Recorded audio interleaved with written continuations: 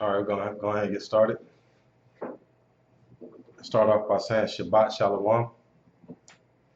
All praises to the Most High. Tonight's lesson is going to be called The Bloodline of Cain. So tonight's lesson will be called The Bloodline of Cain. We all know about the story about Cain and Abel. But tonight we're going to break down the bloodline of Cain. Can anybody answer to me and tell me why can't we break down the bloodline of Abel? Anybody know? Why? Thank you. He was killed. Great answer. He didn't have a chance to start a new bloodline. So Abel was killed right away. So that's a great answer to where his bloodline was done immediately. But we'll break down the bloodline of Cain tonight. Show you where his bloodline resides today in this world and what they are doing. Let's go to Genesis 4:1.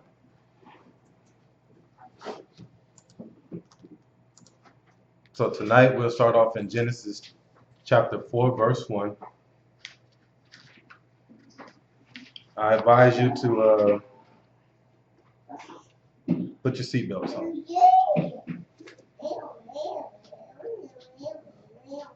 Buckle up, because this ride is gonna get a little rough, especially for many naysayers and doubters. This ride is gonna get a little rough. Go ahead, brother. We're in the book of Genesis, chapter 4, verse 1, and it reads, "And Adam knew Eve, his wife, and she conceived and bare Cain. Said, I have gotten a man from the Most High. And she again bare his brother Abel.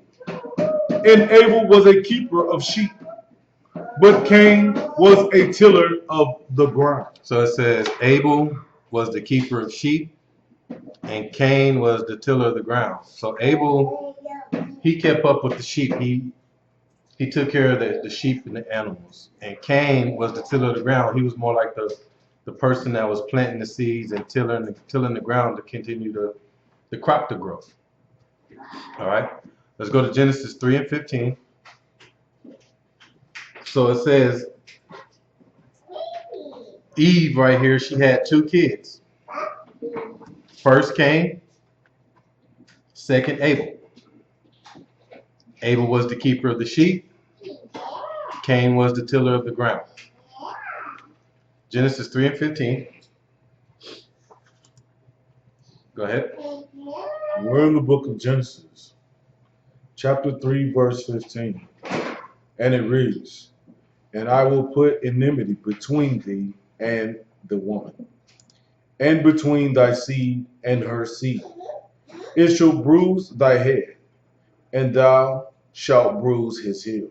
So enemy means an enemy, the opposite of a friendship. Okay? And it says, I will put this between thee and thy woman, was talking to Eve, and between thy seed and her seed. It shall bruise thy head, and thou shalt bruise thy heel. So in verse 15, who is the Most High talking to here? Huh? Anybody? Talking to the serpent and Eve. And the Most High says, I will put enemies between your seed, serpent, and between the woman's seed. Break down the word seed right here. And we have the word seed, and it is H2233. H2233. And the word seed means seed, figuratively fruit, plant, sowing time, posterity, carnal, child. So fleshly child. So seed right here doesn't mean no seed in the ground, nothing like that. And it don't mean a child. It means fleshly child. That's what seed means in Genesis 3 and 15. Fleshly child. So the Most High says, I'm going to put an enemy relationship between your fleshly child, Satan, and Eve between your fleshly child. That's what seed means. Okay? So let's figure out what it means. Let's go back to Genesis 4 and 1. Read it. We're in the book of Genesis, chapter 4, verse 1.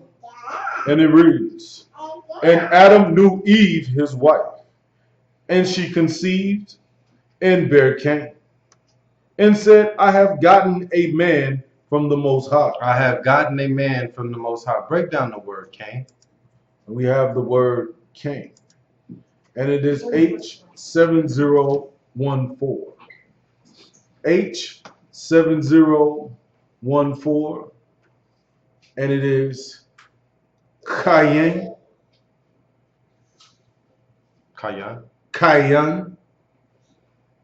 Cain, and it is spelled K Q Q A Y A N, Cain, and it means Kaizen, the name of the first child, also a place in Palestine, and of an Oriental tribe, Cain, Kenite.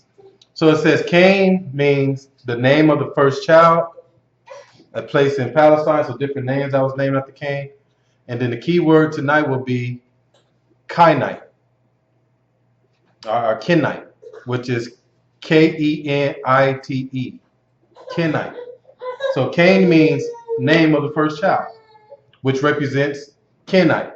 All right. Verse 2. Verse 2. And she again bare his brother Abel. And Abel was a keeper of sheep, but Cain was a tiller of the ground. Break down Abel.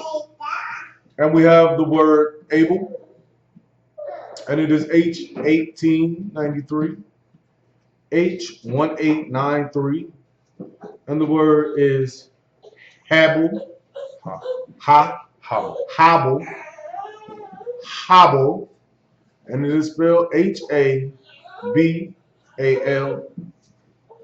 and it means the same as H1892, Habel, the son of Adam. Say it again. The son of Adam. So Abel in the Strong's means the son of Adam. We have a problem here. When you break down Cain, it just says the name of the first child. But when you break down Abel, it clearly says the son of Adam. So if Abel is pronounced the son of Adam, what is Cain then? Read Genesis 3 and 15 again. Go ahead. We're in the book of Genesis, chapter 3, verse 15, and it reads, And I will put enmity between thee and the woman, and between thy seed and her seed. So Satan, I'm going to put evil in between your seed. We broke down seed, which is fleshly child. So obviously Satan was going to have a fleshly child, and Eve, your fleshly child. So Abel is considered Adam's son, and Cain wasn't. So who was Cain's father? Let's go to 1 John 3 and 12. Told y'all to buckle up. Because now this, tonight, is going to change a few things on how you look at things and why you look at things the way you look at them. Okay? It's going to change it up. So let's find out who Cain's father was. 1 John 3 and 12.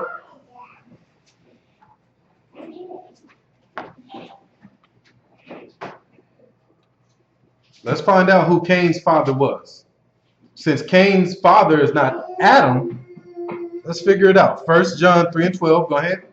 We're in the book of 1 John, chapter 3, verse 12, and it reads, not as Cain, who was of that wicked one. So Cain, who was of that wicked one, he's from that wicked one. Go ahead. And slew his brother. And wherefore slew he him? Because his own works were evil, and his brother's righteous. So it tells you right here, Cain was of the wicked one. Break down wicked one right there. And we have the word wicked one, the words wicked one, and it is G4190. G4190. And the word is Paneros. Paneros. And it is spelled Poneros. And it means hurtful. That is evil. Get to the meat and potatoes of this definition. The devil. The wicked one right here means hurtful, evil, the devil. That's what wicked one means, the devil. So 1 John 3 and 12 says, not as Cain, who was of the devil. Okay? So Cain comes from the seed of Satan. And we all know in Genesis 6, what happened in Genesis 6? The angels came down and did what? Slept with the daughters of men. Who did they learn it from? Satan. So not only did Eve get tricked by Satan to eat from the tree, Satan was pretty smooth. He tricked her into what? Jumping in the sack with her. Read Genesis 3 and 1. And listen, you think he was just going to stop right there? He didn't just say, hey, let me trick you into going against who y'all created by eating this tree. Nah, I'm gonna get on deep on in there. All right? Read Genesis 3 and 1. I mean, and like I say, you guys, this is some deep information because you was always taught to read the Bible in another way. That's why you cannot read this Bible in the English terms that they've given you in these stores. You have to get the strong concordance. Without the strong concordance, we would never be able to break down that it says Abel was Adam's son and Cain, is it? That's why you need a strong concordance. But Satan was a smooth criminal before Michael Jackson was. Read 3 and 1 of Genesis. We're in the book of Genesis, chapter 3, verse 1, and it reads, now the serpent was more subtle than any beast of the field which the Most High Power had made. And he said unto the woman, Ye, hath Ahijah said, Ye shall not eat of every tree of the garden? And the woman said unto the serpent, We may eat of the fruit of the trees of the garden. So it says the serpent who was more subtle than any of the beasts. Subtle means he was cunning, he was crafty, he was smart, he was very prudent. All right? And it called the serpent a beast. So it lets you know right here that the serpent had legs and arms. He could walk at one point in time like all the other beasts. But what was the serpent's curse? That he was going to have to crawl on his belly for the rest of his life. Okay, see, people, when you start knowing the truth and you start looking at these scriptures just a little different. But now that we know 1 John 3 and 12 says Cain was of the wicked one, which is the devil. Wicked one means the devil. Now let's go to Matthew 13 and 34. Matthew chapter 13, verse 34. So Cain was of the wicked one, which represents the devil. Matthew 13 and 34. Go ahead, brother. We're in the book of St. Matthew, chapter 13, verse 34, and it reads, And all these things spake the Messiah unto the multitude in parables. So now He's speaking of a parable. And remember, people don't really know what parables are. What is a parable again? Heavenly things compared to earthly things. Okay? Go ahead. And without a parable spake he not unto them, that it might be fulfilled which was spoken by the prophet, saying, I will open my mouth in parables. I will utter things which have been kept secret from the foundation of the world. Things have been kept secret. This is tonight what we're talking about has definitely been kept secret. And they know it. They kept this a secret for a reason. Go ahead. Then the Messiah sent the multitude away and went into the house. And his disciples came in unto him, saying, Declare unto us the parable of the tares of the field. Explain this to us. Explain this parable of the tares of the field. Explain this garden scenario to us. Go ahead. He answered and said unto them, He that soweth the good seed is the Son of Man. So he that soweth the good seed is the Son of Man. So the person that soweth the good seed is from the Son of Man. Verse 38. Verse 38, we're in the book of St. Matthew, chapter 13, verse 38, and it reads, The field is the world. The good seed are the children of the kingdom, but the tares are the children of the wicked So one. the tares are the children of the wicked one, and the good seed are the children of the kingdom. Verse 39. Verse 39, the enemy that sowed them is the devil. The enemy that sowed the tares, the wicked one, is the devil. So the seed of the children of the wicked one was sowed by the devil. This is a parable, right? So people read this and they think he's really talking about a garden. No, he's talking about the seed that Satan put in this world in the beginning. Okay? He's talking about the seed that Satan put in the very beginning. That's why Cain got evil in him and killed his brother, because he was the seed of the wicked one. There was no wicked in the world at that time. Where did Cain get that kind of heart from? He was the seed of Satan. First murder. Okay? So now in this earth, still today, you still have the Most High's good seed, but then Satan's seed is still here.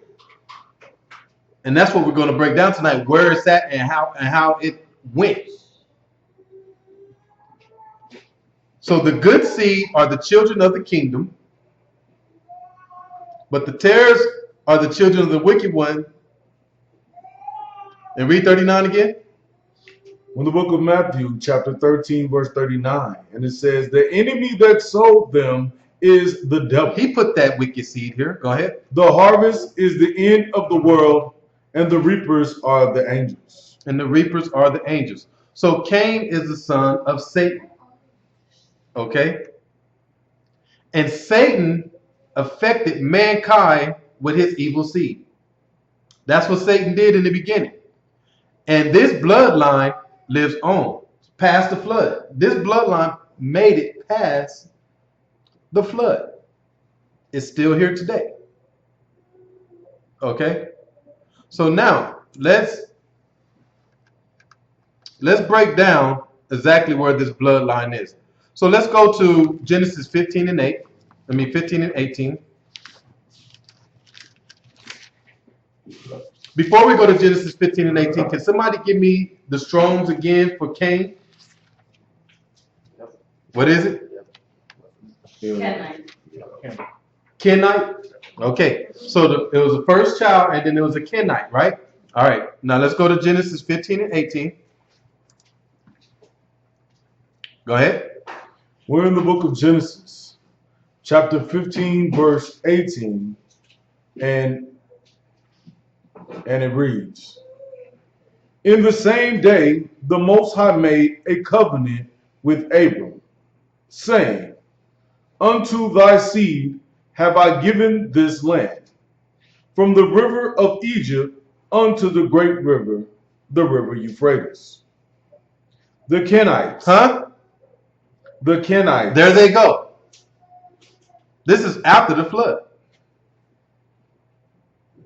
They hid out and made it past the flood. There they go. It ain't gonna say the Cainites, Kenites. There they go. Okay, so they made it past the flood. The bloodline is here.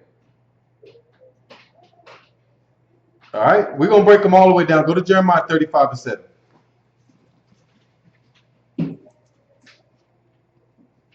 So this bloodline, a lot of people are like, well, that bloodline was killed off in the flood. No, it wasn't. Here they go, right here. They just called something else. You see how crafty Satan is, though? He changed the name so people don't know. Because if you put Cainites, then people are like, that's Cain's blood. They was evil. So anytime you would see that name, you would put that bloodline in the category of evil. Okay? But when they published the Bible, they put Kenites. Nobody would ever know that. Nobody would know that. Jeremiah 35:7. Go ahead. In the book of Jeremiah, chapter 35, verse 7, and it reads, Neither shall ye build house, nor sow seed, nor plant vineyard, nor have any, but all your days ye shall dwell in tents, that ye may live many days in the land where ye be strangers. So Jeremiah 35:7 is talking to a group of people. It says, neither shall ye build a house. You can never, you're to never build a house, nor sow a seed, nor plant a vineyard. So you shouldn't plant no more. I don't want to see you planting. Okay? But all your days ye shall dwell in tents, that ye may live many days in the land where ye be strangers. So this group of people was told they could not plant any seeds, and they were to dwell in tents. Go back to Genesis 4:11. So this group of people was told, you're not to plant any seed, you're not to be a farmer, you're not to till the ground, and you're not to build any house, you're to live in the tents.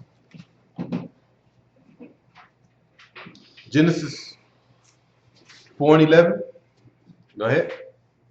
We're in the book of Genesis, chapter 4, verse 11, and it reads, And now art thou cursed from the earth, which hath opened her mouth to receive thy brother's blood from thy hand. So the Most High is talking to Cain. This is when he asked Cain about Abel, and Cain was like, am I my brother's keeper?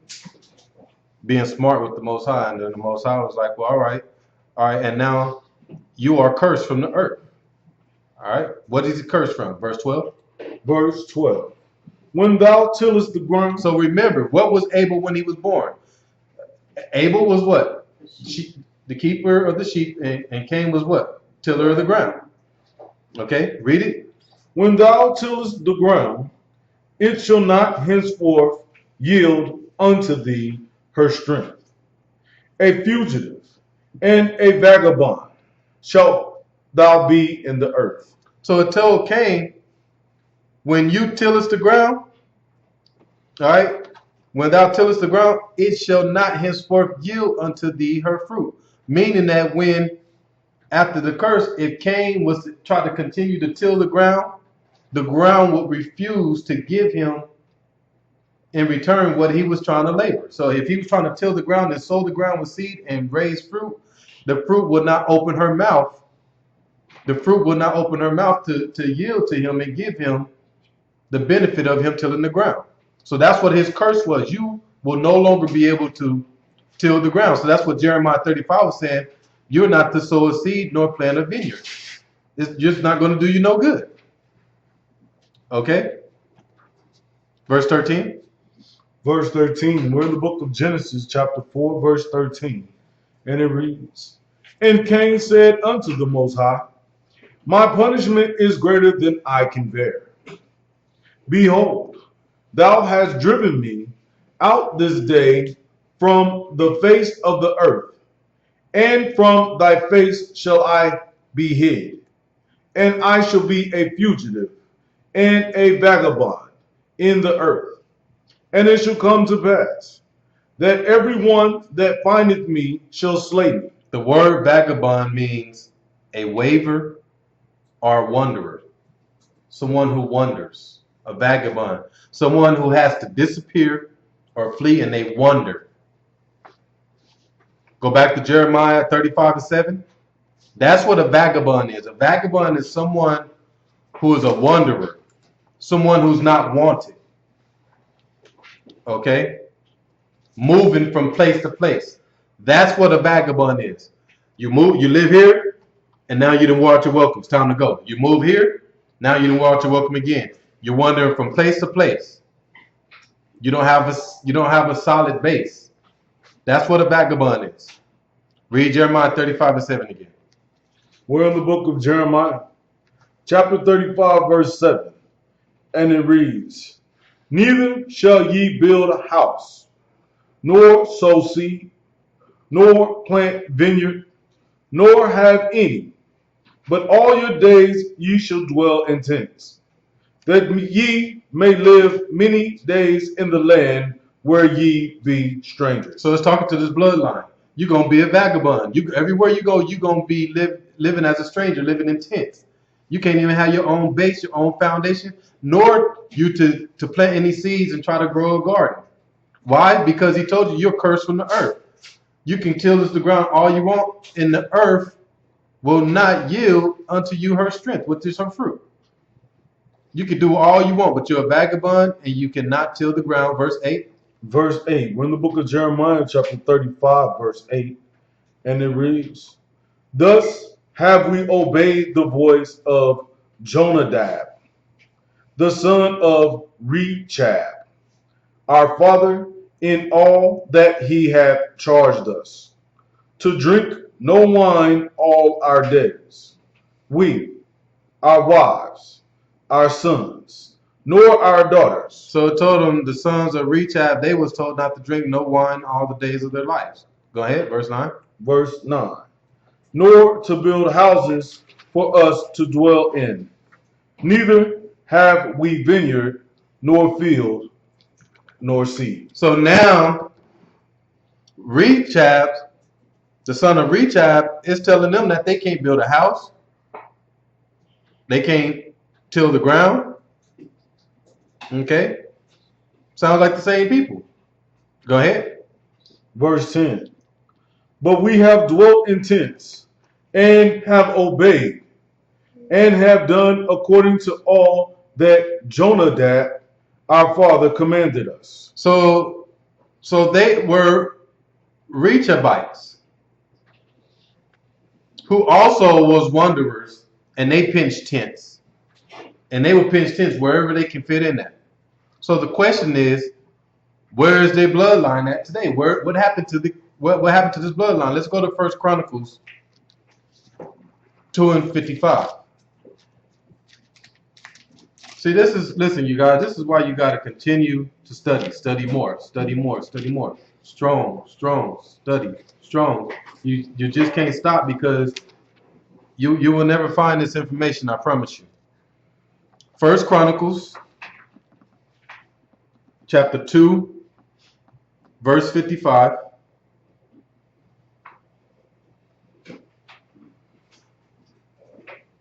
Go ahead.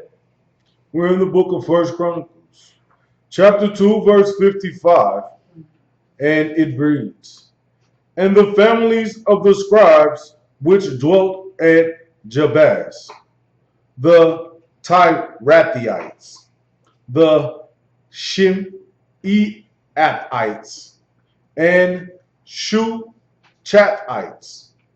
These are the Kenites that come of Hemath, the father of the Rechab. The house of Rechab. The house. So it tells you that these are the Kenites that came from the father of the house of Rechab. This is them. So if you see the word Kenites or Rechabites, it's the bloodline of Cain. Okay? Let's go to another name that they was called.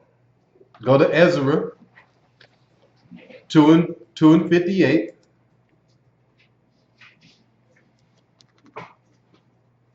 So let's go to Ezra chapter 2, verse 58.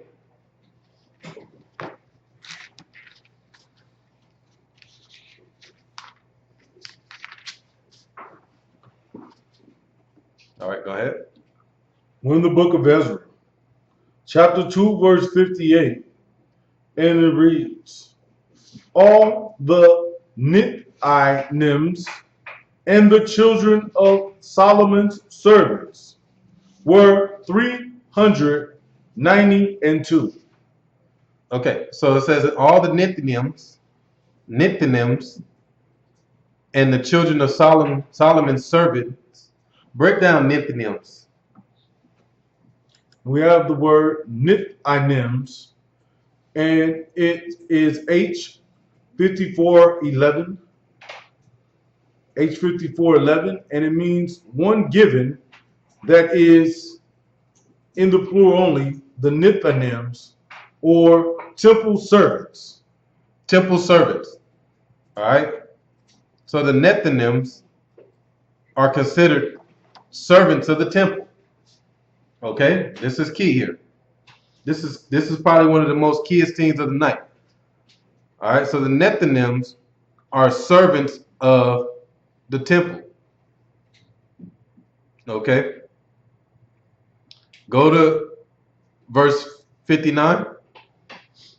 In the book of Ezra, chapter 2, verse 59, and it reads, and these were they which went up from Tel Malah, Tel Harsa, Shur, Adadan, and Immer. But they could not shew their father's house and their seed, whether they were of Israel. So they didn't have the ability to prove that they were from Israel. They didn't know where they're from. They didn't even know what bloodline they were from. That's what it says right here. But they could not show their father's house, where they came from, and their seed, what seed they were from, whether they were of Israel. So these people didn't even have a clue of what tree they fell off of, because they were vagabonds. When you vagabonds and you wander from place to place living in tents, after a while, from generation to generation, you don't even know. You looking at where we from? Who? We don't got a family. They didn't. We vagabonds. Everybody didn't put us out. No one's accepted us. Okay, but by them being vagabonds and going from city to city and place to place, guess what it did? It allowed them to mix their seed with every nation. So being around these people, mixing seed, being around these people, mixing their seed. So now Satan's bloodline is everywhere. It's within every nation, because these vagabonds was going from city to city, and then they would get kicked to that city, and they go pinch tits in this city, and they get kicked to that city, but they was intermingling with the people. So now their seed and their bloodline is mixed upon all the bloodlines worldwide. So that's why now today, you can't just stop and say one race of people is from the devil. You can't just stop and say, man, that race of people is evil, man. They got to say, no. Every race of people got evil and Satan mixing within them, even the Israelites. Every nation of Israel has murderers, evil everywhere. So now this is why evil is within every nation. And it's unstoppable, it's uncontrollable. Ezra 8 and 15. So let's confirm that these Nethinims is the same people. Let's confirm it. Ezra 8 and 15. I mean, his bloodline is everywhere. Satan's pretty crafty dude. He's pretty smooth, you know, on how he did this. Go ahead. We're in the book of Ezra, chapter 8, verse 15, and it reads, and I gathered them together to the river that runneth to Ahava, and there abode we in tents 3 days. And I viewed the people and the priests, and found there none of the sons of Levi. Skip down to verse 20.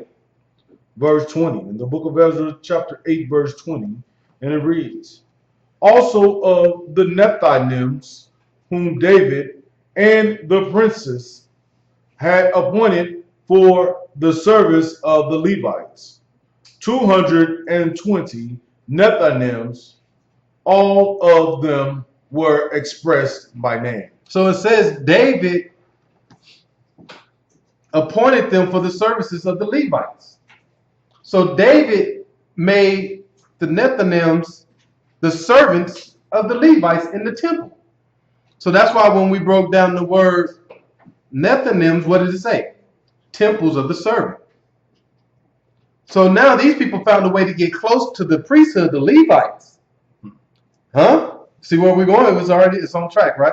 And not only did they get close to the Levites, but they became the servants. So they was trustworthy. They was trustworthy. And now this is why we read in Jeremiah 35, they was told not to drink of the wine. Okay? They was told not to drink of the wine. Go to Leviticus 10 and 8. So now these people, they got close to the Levites to learn the ways of the Most High. They the servants of the temple. They learned all the ways of the Most High. And they already took the vow to not drink wine. Why? Why are these people doing such a thing? Let's read Leviticus 10 and 8. Go ahead. We're in the book of Leviticus, chapter 10, verse 8, and it reads, and the Most High spake unto Aaron, saying, do not drink wine nor strong drink, thou, nor thy sons with thee, when ye go into the tabernacle of the congregation, lest ye die. It shall be a statute forever throughout your generations. So the Most High says, Aaron and your sons, y'all going to be the Levitical priesthood. Do not drink no wine or strong drink. Y'all not to do this. This is a statute for your generations. Verse 10. Why? Verse 10. And that ye may be put difference between holy and unholy, and between unclean and clean. So when you do this, this now separates you. When you put away the wine and you put away these different customs, now this separates you. Where holy means separate, right? So now this makes you holy and makes them unholy. Verse 11. Verse 11. And that ye may teach the children of Israel all the statutes which the Most High had spoken unto them by the hands of Moses. All right, now let's go back to Jeremiah 35 and 6 and see what they did. They did the same thing. Why? Because they were the servants of the temple. They were the servants of the temple, so they was trying to get the same pull as the Levites. Jeremiah 35 and 6. Go ahead. We're in the book of Jeremiah, chapter 35, verse 6, and it reads, but they said, we will drink no wine, for Jonadab, the son of Rechab, our father commanded us, saying, ye shall drink no wine, neither ye nor your sons forever. It sounds like the same thing the Most High said to Aaron and his sons. Let's get down to 14. We're in the book of Jeremiah, chapter 35, verse 14. And it reads, the words of Jonadab, the son of Rechab, that he commanded his sons not to drink wine, or performed. For unto this day they drink none, but obey their father's commandment. Notwithstanding, I have spoken unto you, rising early and speaking, but ye hearken not unto me. So these Rechabites, they took the vow of a Nazarite. That's what they did. Because only Aaron and his sons was part of the vow that was in Leviticus 10 and 9. Only Aaron and his sons was part of that vow. So anyone else outside of that, Leviticus 10 and 9, anyone else outside of them, you have to be considered a Nazarite because you take the vow of a Nazarite when you say, I'm no longer going to drink the strong drink. I'm no longer going to drink the wine. I'm going to do this. I'm going to do this. Okay? But they took the vow and became servants of the temple of the Levites to learn the ways of the Most High. Why were they doing this? Why were they doing this? Let's go to Matthew 3 and 7 to see what the purpose of them taking that vow and becoming servants under the Levites, the Levitical priesthood. Why would they take that vow? And why would they want to be servants? Like I say, to learn the ways of Ahia. That's what they were doing. Matthew 3 and 7.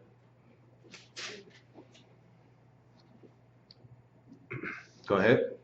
We're in the book of Matthew, chapter 3, verse 7, and it reads, But when he saw many of the Pharisees and Sadducees come to his baptism, he said unto them, O generation of vipers, who hath warned you to flee from the wrath to come? So he called the Pharisees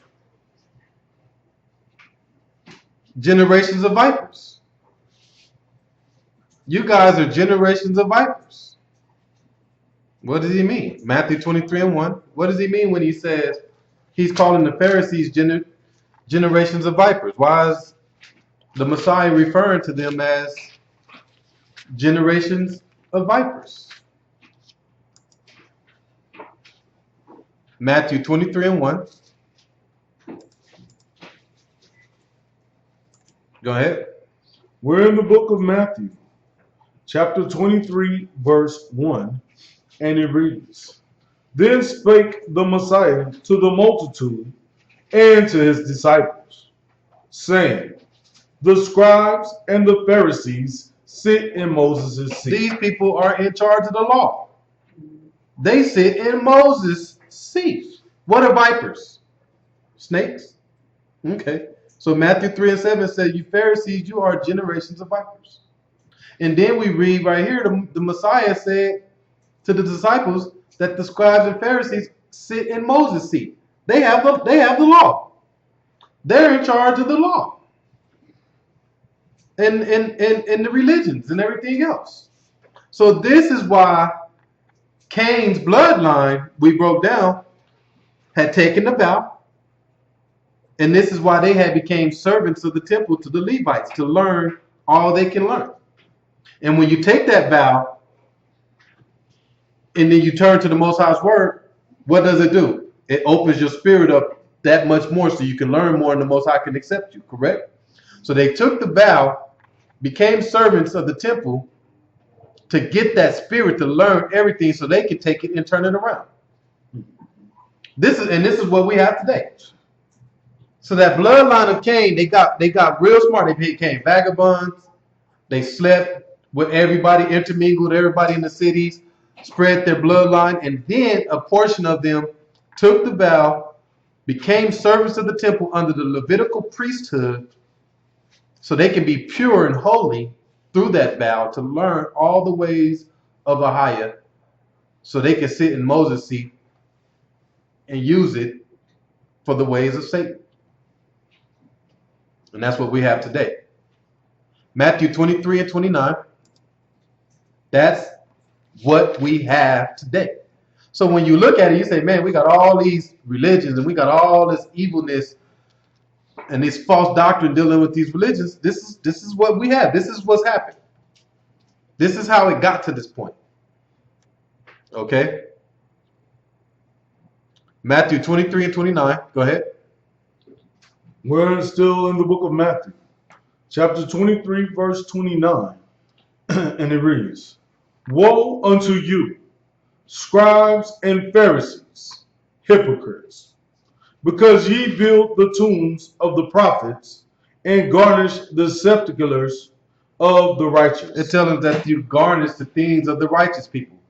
You garnish everything that we brought in dealing with anybody righteous. Verse 30. Verse 30. And say, if we have been in the days of our fathers, we would have not been partakers with them in the blood of the prophets. Wherefore, ye be witnesses unto yourselves, that ye are the children of them which killed the prophets. Fill up then the measure of your fathers. So it says you are the people who killed off the prophets in the Old Testament. When the prophets started getting killed off, this is the bloodline that was coming in and killing off the prophets. Why? Because they already had did what they had to do now to become their own prophets. The Pharisees and the scribes, they're now the prophets. They killed off the prophets. Fill ye up then the measure of your fathers. Go ahead. Who are they fathers? Verse 33. Verse 33. We're in the book of Matthew, chapter 23, verse 33. And it reads, Ye serpents, ye generation of vipers, how can ye escape the damnations of hell? So he's still talking to the Pharisees. Remember, we started off in verse 29. He's talking to the scribes and Pharisees. He says, woe unto you, you scribes and Pharisees, you hypocrites. Y'all fathers are the serpents and the generations of vipers. So it's still talking about Satan's bloodline when we broke down Cain being of the wicked one, right? And the wicked one said the devil. So it's still talking about the same bloodline. Got some more for you. Go to John 8:13. So now that we get to the meat and potatoes, that the scribes and Pharisees who sit in Moses' seat, and the scriptures is calling them generations of vipers, and your fathers is of the serpent. Now it might make a little more sense when you see these type of things in the New Testament. Okay? This is who he was talking to. The Messiah knew what was going on. He knew the truth. The Messiah knew who he was. Okay? Where at? Are they close to any of our things? I see one of them walking right there. Okay. Yeah, just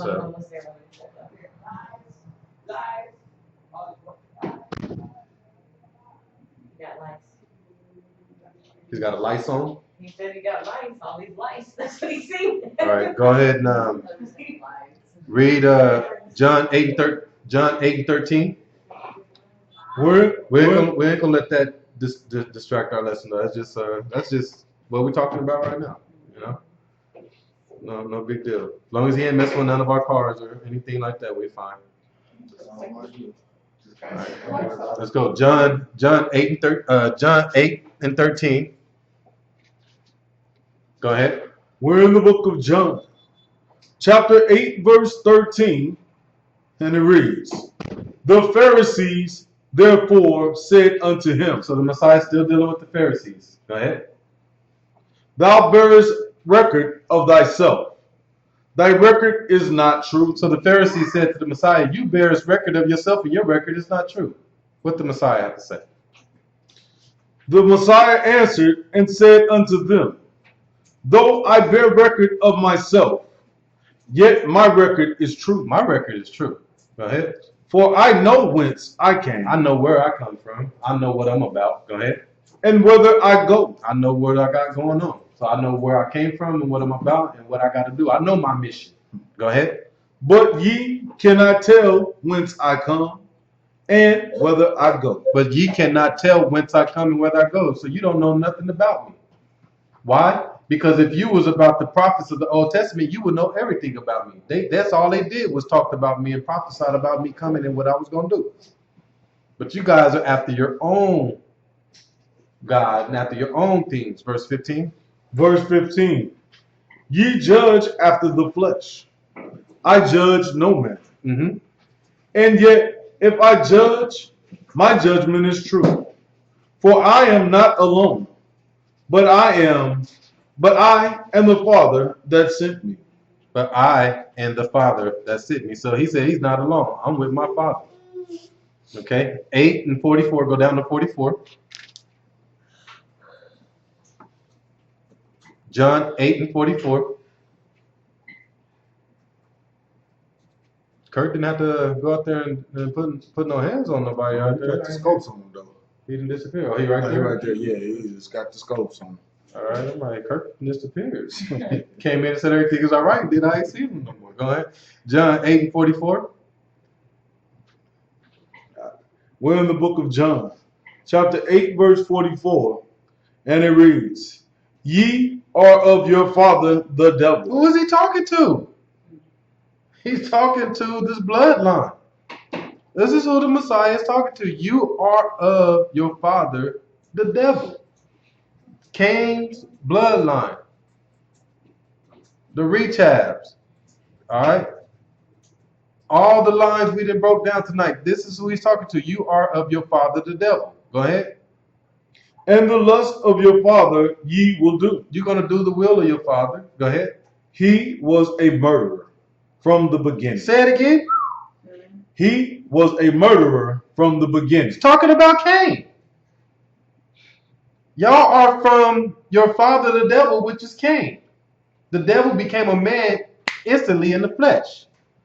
You see what happened here? So Satan was a serpent, but he found a way to put his seed in Cain and became fleshly, a man right now, bloodline.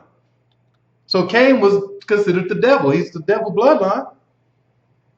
Read it one more time so that it can sink in. Start at the top. Start at the top. We're in the book of John, chapter 8, verse 44, and it reads, Ye are of your father the devil, and the lust of your father ye will do. You're going to do the same thing that your father did. And what do we have today in this world? Go ahead.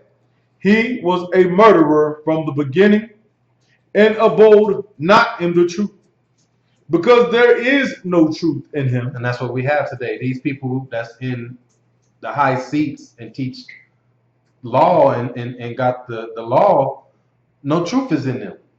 They're murderers. Look how the founders of America got America. They killed, robbed, and steal to get this place. Go ahead. When he speaketh a lie, he speaketh of his own, for he is a liar and the father of it. All right. Revelations 2 and 9. So John 8 and 44 says, you are of your father the devil.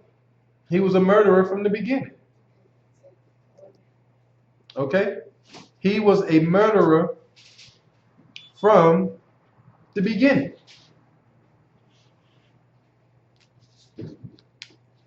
All right, go to Revelations 2 and 9. You missed John 8 and 44. That's where we just came from. Now we're on Revelations 2 and 9. So like I say, John 8 and 44 says, you are of your father the devil. And from the beginning he was a murderer, and you lust just like he do. You're gonna lust after his same things that he did, of his will. All right, Revelations 2 and 9, go ahead. We're in the book of Revelations, chapter 2, verse 9, and it reads, I know thy works, and tribulation, and poverty, but thou art rich. And I know the blasphemy of them which say they are Jews, and are not, but are of the synagogue of Satan. So the people that call themselves the Jews today, these people are the ones that hold the law. And if they was teaching the right things of the law, this world wouldn't be wicked and as corrupt as it is. So obviously let you know these people that are in control of the law are not doing the right thing with it, because they're not supposed to be the ones in control of the law. The true Jews don't even know that they're Jews, and the true Jews don't even know that they're the ones that's supposed to be out there teaching the law. So that's why this world is where it is. But the Messiah says, I know thy works and tribulations and poverty, but thou art rich. True Jews, y'all in tribulation, y'all in poverty, but spiritually, y'all are rich. And I know the works, and I know the blasphemy of them which say they are Jews and are not, but are the synagogue of Satan. Okay? So these people that call themselves the Jews today, they are from this bloodline that we're talking about. They know what the deal is. And that's why they're teaching what they're teaching. Go to Google.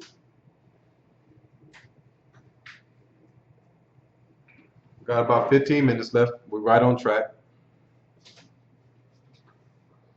Go to Google and go to the hidden tyranny. The hidden tyranny. Tyranny.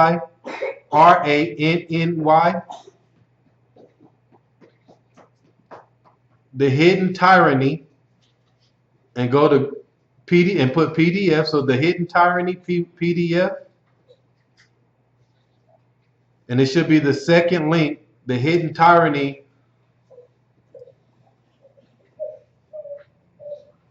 Okay.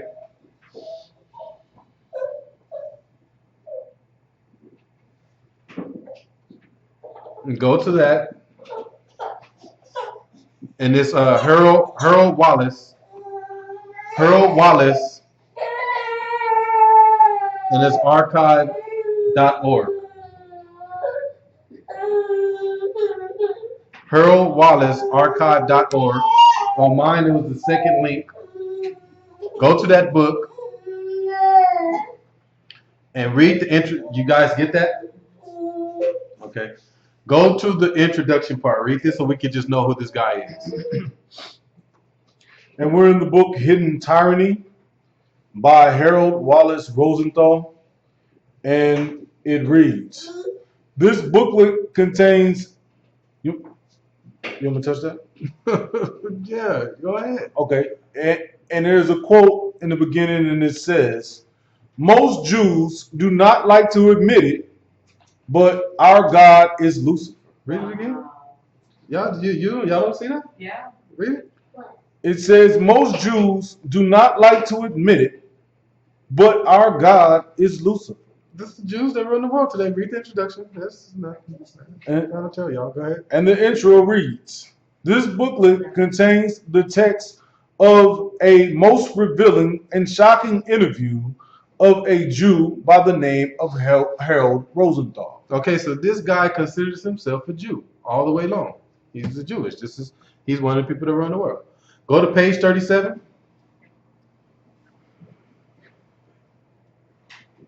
So go to page 37.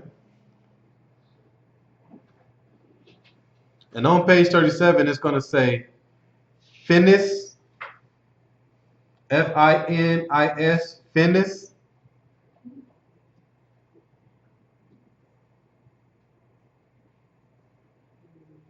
Page 37.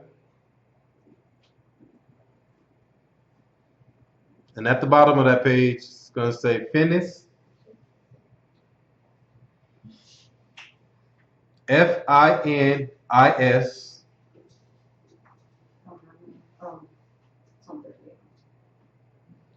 It's under what? Page 8 on yours? 38. 38, 38, 37. You find it over there, Sister Rachel? I'm just going through. Okay. Go ahead and read what's there. And we're at the heading Finis. And it reads, dear reader, after the tape machine had turned off, I accuse Harold Rosenthal of not living up to our agreement in replying truthfully to my question as to the Jews being God's chosen people. He replied, we are God's chosen people. Most Jews do not like to admit it, but our God is Lucifer. So I wasn't lying. And we are his chosen people. Lucifer is very much alive. So this dude is claiming that Lucifer is his God. But he just only speaking on what he's been taught. And he considers himself a Jew. And these are the Jewish people that run the world. So you say, okay, where is this bloodline that thing? Okay, this is where it is. because you have many groups out there that call Lucifer their god. Freemasons call Lucifer their god. Go to Albert Pike. Go to Google and put in Albert Pike. All right. And scroll down to where you see Albert Pike and Lucifer.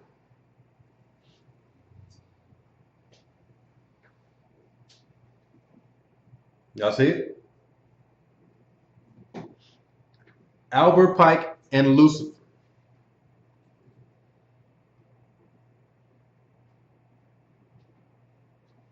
Let's read what Albert Pike had to say.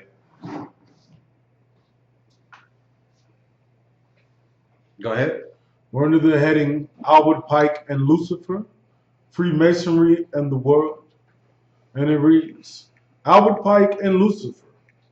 While browsing the internet for materials related to Freemasonry, I came across The Morals and Dogmas, the monumental work of Albert Pike, a famous American Masonic writer of the 19th century.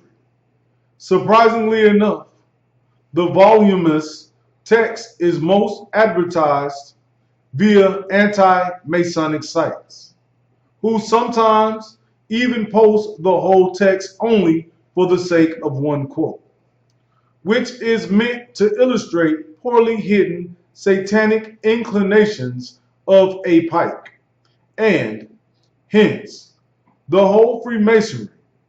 Here is the quote. Lucifer, the light bearer, strange and mysterious name to give the spirit of darkness. Lucifer, the son of the morning. It is he who bears the light, and with its splendorous, intolerable, blind, feasible, sensual, or selfish soul. Doubt it not. Comments around the quote usually say that Lucifer is praised here as a light bearer of Freemasonry. But most of the time, the quote is considered to be so self-explanatory that it is given without comments. Apparently, I started looking for what another party has to say.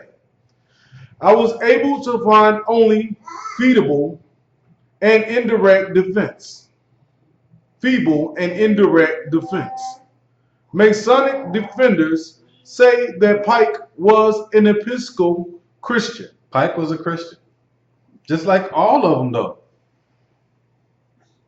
All the slave masters, all these, the Pope. Look how evil this guy. We didn't already broke down how evil that spirit is.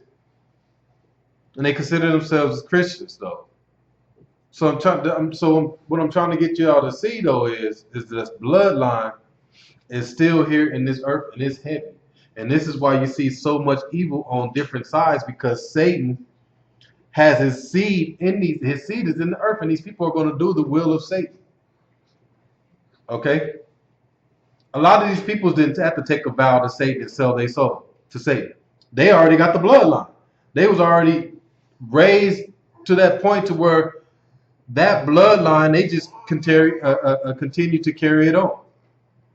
And continue to carry those evil ways of Cain on down the line. All right. So you have the Freemasons.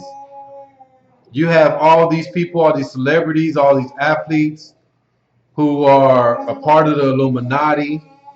All these different things is worshiping Satan. Okay. So now that probably can answer your question. When you look, you say, dang, why is these people like this? Or why is he like that? Or why is he like this? It's that bloodline. All right. So hopefully we got something out of tonight's lesson, but it will. Now that you look at it like this, and you go all the way back from the beginning and say, okay, because I know I was always taught that Cain was the son of Adam. He was the first son of Adam. I don't know. Maybe somebody else Maybe somebody else was taught this, what we talked about tonight. And if you was, I want to meet you. I want to know. I want to talk to you. Because if you've been doing this the whole time and you ain't said nothing, then we have a problem. Because now this makes you look at just the stories a little different now. All the stories. Because especially everywhere you see this bloodline, and as you see in different generations, their name changed. They was never the Cainites. They was the Kenites. All right. Then the Rechabites. Then the Nethinims. So their name changed through different generations, but it was the same people. But now today in our generation, they're the Rothschilds, they're the Bilderbergers. Who else? Yeah, Rockefellers. Okay. And actually, this guy that was speaking in that Hidden Tyranny, he worked for the Rockefellers. When you get more into the book, it says that he worked for the Rockefellers. And that's why I got some information here on the Rockefellers, because it said he worked with the Rockefellers. And the Rockefellers, read right here what I got about the Rockefellers. It says the Rockefellers are an industry, political, and banking family that made one of the world's largest fortunes in the oil business. So the Rockefellers are huge. That's a bloodline that's right there with the Rothschilds and the Bilderbergers. Okay. So now, you guys, it's not a person saying, okay, I want to sell my soul to Satan. It's not just that. Because that's kind of what we've been thinking, like, man, he sold his soul to Satan. Dang, he went out like that. No, a lot of these people are the seed of Satan, for real. The real deal seed of Satan.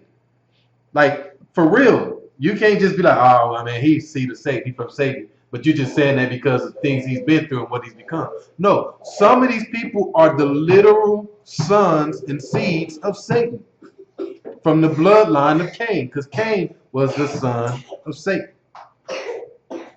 So it makes things a little different. It makes our war that much different now. Now we know we got a true battle. Because some of these people, you be like, okay, spiritually he sold his soul. I can probably bring him back. Let me talk to him. Let me teach him some truth. I can get him back on this side. Some of these people are true seeds of Satan, and they will do anything and everything and go out for Satan. There's no turning this person back. So now you are in a true, real deal war. Okay? Y'all have to understand that. It makes the war a little more different when you realize that he has his true fleshly seed here on this earth. Okay? So with that in mind, we'll go ahead and close it out. We'll say Shabbat Shalom and all praises to the Most High. Shalom.